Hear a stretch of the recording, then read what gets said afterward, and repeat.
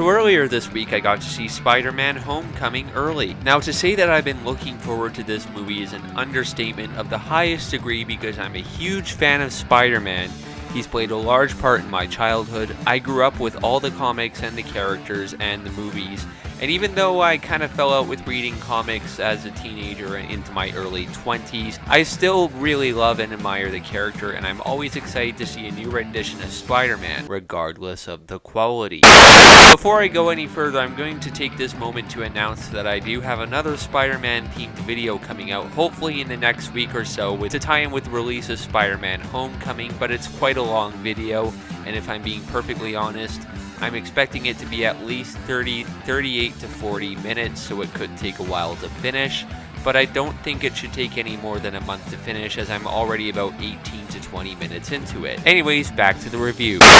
So it goes without saying that being immensely happy with his portrayal in Captain America Civil War, I had my expectations for this pretty high, although cautiously high. After all, this is a Sony movie set in the MCU, and Amy Pascal was involved, and we all know how stupid she sounds sometimes. Well, those movies will all take place in the world that we are now creating for Peter Parker. I mean, there'll be adjuncts to it. They may be different locations, but it will still all be in the same world, and they will be connected to each other as well. So there is a chance that Tom Holland as Spider-Man will pop up somewhere over there? There's always a chance. There's always a chance.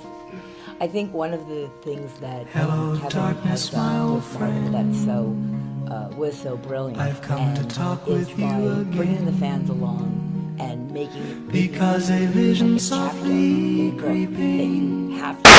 Regardless of all that, it was fucking fantastic and I cannot wait to see it again. The best way I can describe this particular rendition of Spider-Man is that it's pretty much everything you already know and love about Spider-Man, albeit with a few fantastic new twists. I know one of the biggest questions being asked about the film for people who have probably already seen the movie early is how well does Tom Holland hold on his own? Because he did steal the show in Civil War, but this is his big chance to step up and prove himself as a leading actor, and I'm happy to report that he's absolutely phenomenal. If I had any comments to make about the previous two versions of Spider-Man, it's that I think that Tobey Maguire made a better Peter Parker than he did as Spider-Man, and with Andrew Garfield it was the other way around. His Spider-Man was great, but his Peter Parker was not so believable. So I'm happy to report that finally we have an actor who absolutely kills it at both. After seeing this movie and the equally fantastic The Lost City of Z earlier this week, I'm incredibly happy that Tom Holland is getting so much work as he's a phenomenal actor with a ton of range. This goes way beyond the whole thing of he's a teenager, or at least he's close to a teenager. It's more so due to the fact that he possesses so much acting talent despite being so young. Usually when I make comments about young actors, they usually end up being, yeah, he was not bad, I guess.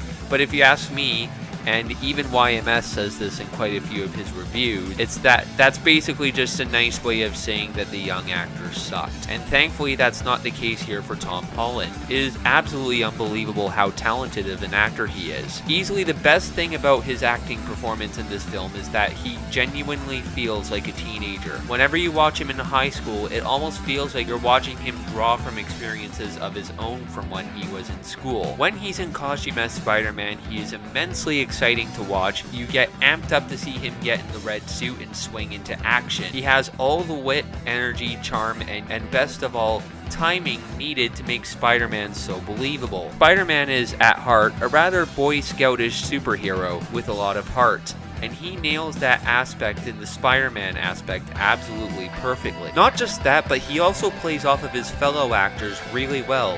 Regardless of being a young actor or an older, more established actor like Robert Downey Jr. or Michael Keaton, much like Gal Gadot in Wonder Woman, he has a fantastic energy that absorbs onto his fellow castmates, and he draws the best out of them too. There is one scene near the end of the film that actually gives me shivers even just thinking about it, and since this is supposed to be a spoil-free review, I will not mention it, but you will know what scene I'm talking about when you see it. Thankfully, he's not the only young actor though that's fantastic. Every one of the young actors does a fantastic job, and not just with the material they're given with, but you can tell that they genuinely had a lot of fun making the movie. Jacob Batalon as Ned, Peter Parker's best friend, did an absolutely fantastic job in his role, And the best thing about watching the two of them together, Peter Parker and Ned, was that you actually got the impression that they were friends off set too.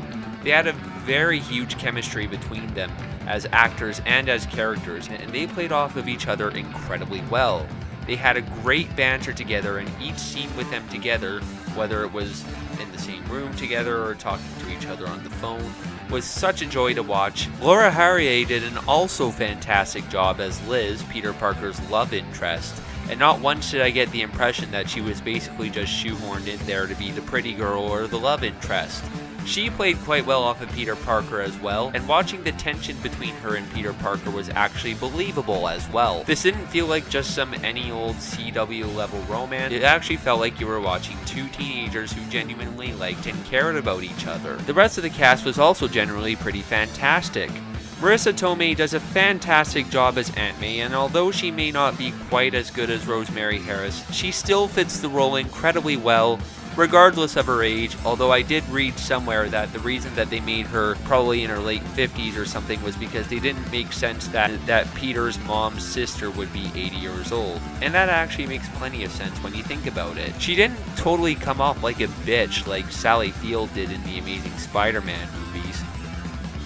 But when she was bitchy, it was actually for a reason, and it actually felt believable because she had concern for Peter Parker. And in case you're wondering, no, they don't use Aunt May's attractiveness as a running gag. They mention it a couple times, but it's not one of the gags of the movie. Robert Downey Jr. doesn't do anything he hasn't done as Tony Stark, but really, is that even really needed? This is a movie about Spider-Man and not Tony Stark, and thankfully they don't rely too much on Tony Stark, but he's in the movie enough for him to be important and actually to have a purpose in the film.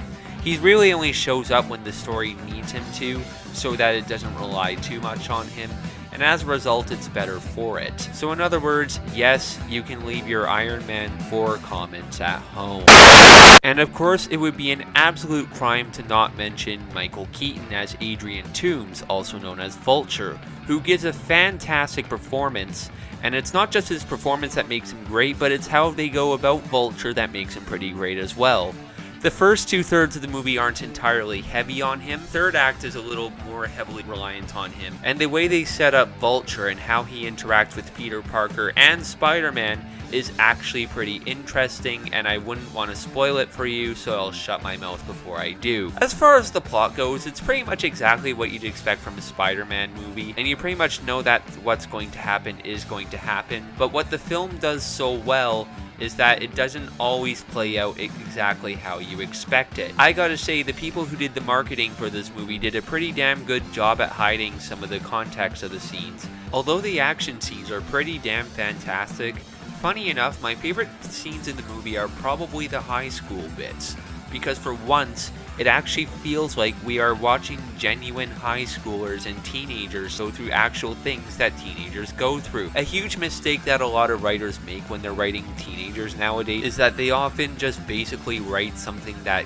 could sound the same coming out of someone like Kevin Spacey or Ian McKellen's mouth. I'm happy to report that with this movie that is absolutely not the case. It actually feels like we are watching teenagers have actual legitimate and genuine conversations. Certain scenes evoke a nostalgia to that of a Degrassi episode or one of the classic teen dramas. The film is really heartfelt in how it plays out the characters. Peter Parker isn't likable all the time, but that's intentional. Unlike the Amazing Spider-Man movies where most of the time he just comes off as a douchebag, in the film when you dislike him, you're actually given a reason to dislike him, and it's actually normal to, because that's actually part of the plot. The film isn't afraid for once to show its hero as a flawed human being, and the film is much better for it. A lot of superheroes nowadays basically just paint the heroes as being flawless, and it doesn't matter how much damage they cause, they'll just get off scot-free. Thankfully, that's not the case here.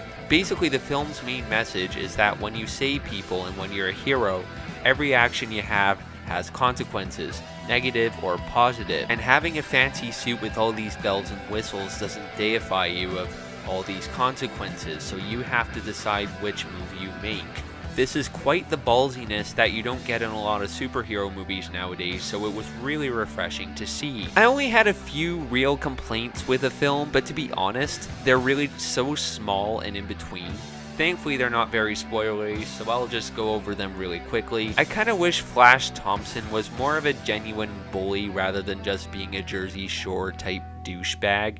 It's not that his scenes weren't good. He did have some funny scenes. It's just, you could have told me that this was basically just some sort of jerk jock and I would have believed you. It didn't really necessarily feel like Flash Thompson. The only other complaint I have is the amount of set pieces that take place at the nighttime. Thankfully the showing was in 2D, but I can imagine in 3D some of the nighttime set pieces are going to be kind of impossible to follow. They were good fight sequences, but the problem was that most of the time they were really darkly lit, so it would have been nice if they took place maybe a little bit earlier in the night, you know, like when the sun was going down or whatever. There were a few other tiny, really nitpickish things that I'm not even going to mention because they're really the same problems that happen in like every single movie nowadays, so in other words, they're not really worth mentioning. The point is, Spider-Man Homecoming is absolutely fantastic.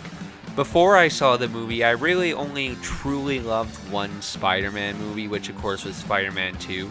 And after seeing it, it's 2. This is definitely right up there with Spider-Man 2. And I'm going to see it again when it comes out, so I'm going to wait until I've seen it again to decide whether it's better than or as good as Spider-Man 2. But until then, I cannot wait to see it again. I highly recommend you go see this one in cinemas. And I'm also truly excited to see him in Infinity War and the 2 more planned sequels that are coming out. This film was absolutely fantastic. I'm giving it a 9 out of 10. And hopefully sometime next week when the film comes out, I'll have time to make a spoiler review talking about my absolutely favorite aspects of the film. So do stay tuned on this channel for that.